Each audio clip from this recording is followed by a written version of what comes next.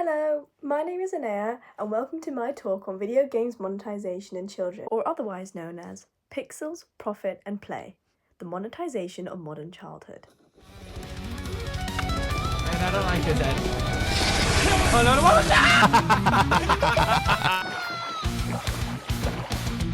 This is the moment we all waited for! Let's do this! Now, video games is one of the biggest industries in the world, generating over $455 billion.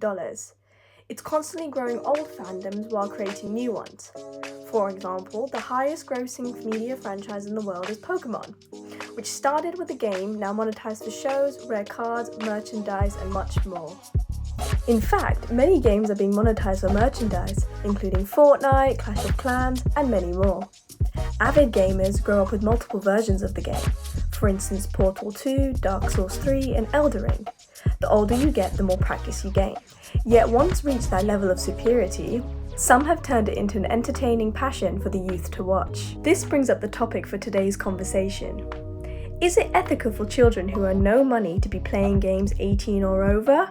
What ethical boundaries are they pushing where children are getting exposed to harmful, inappropriate, and violent content? However, the idea of gaming and monetization is historical.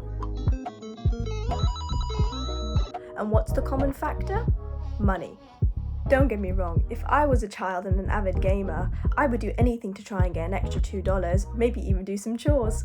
Yet childhood reliance begins at a young age. According to a Wall Street Journal, they examined children's brains on video games. There was a viral trend going around where parents would turn off their child's game mid-play and see the reaction. Stop!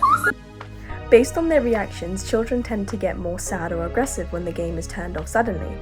This is because their prefrontal lobe is beginning to develop, so it takes time to understand a normal response. They've released something called DOSE, dopamine, oxytocin, serotonin, and endorphins. This increased euphoric feeling encourages them to continue gaming and getting wins as a reward. Therefore, by creating these negative experiences for players to be mad, they are more likely to add more lives, added skills, equipment, and etc. This, later in life, is the same effect as being intoxicated by a substance or taking a piece of candy away from the child, each known as an addictive coping mechanism. This can increase violent nature. In fact, those more likely to play video games affiliated with guns and killing are more likely to portray violent nature, such as killing in the future. Although you cannot entirely blame children, most come from lack of attention from parents, but majority of the influence comes from peer and school affiliation. For example, let's look at Fortnite. They've been accused of manipulating design tactics for microtransaction and dark patterns. They have limited skins and battle passes, which increase FOMO.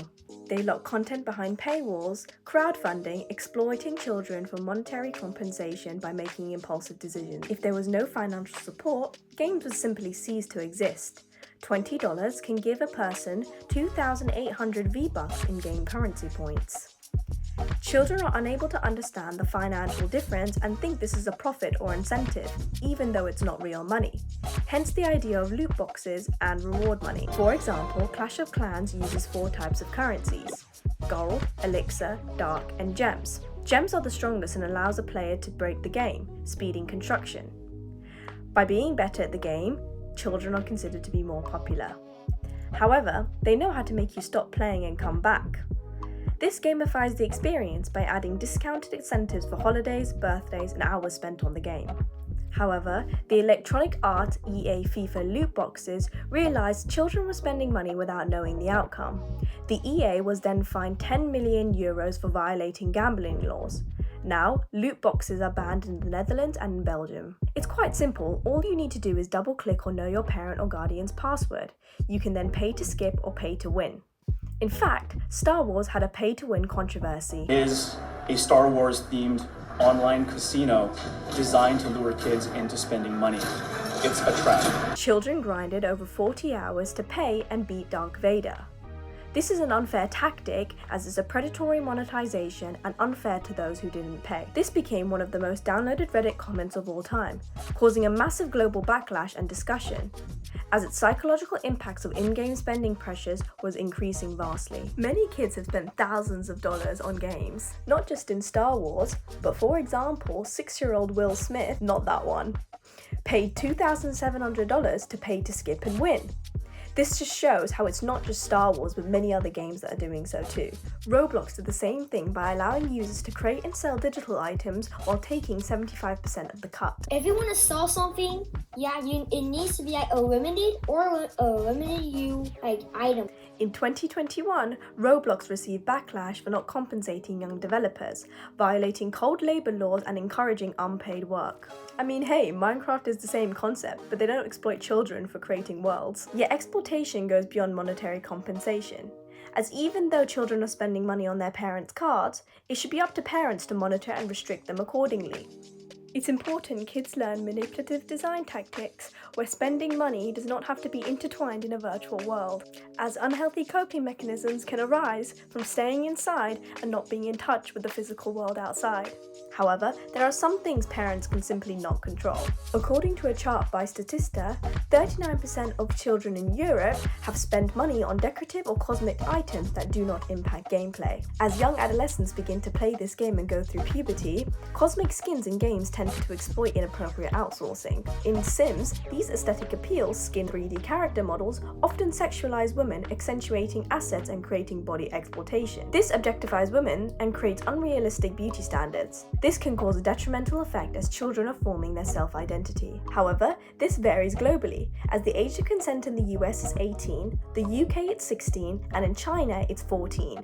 Therefore, children at the age of consent can be morally sexualized. This creates a grey area as certain countries' ethical boundaries are being pushed and re-evaluated depending on certain countries' laws, which challenges the overall concept of what's considered appropriate. This inappropriate exposure can increase high-risk behaviour as children move into adolescence, exhibiting predatory behaviours behind digital domains. The same concept goes for cultural symbols.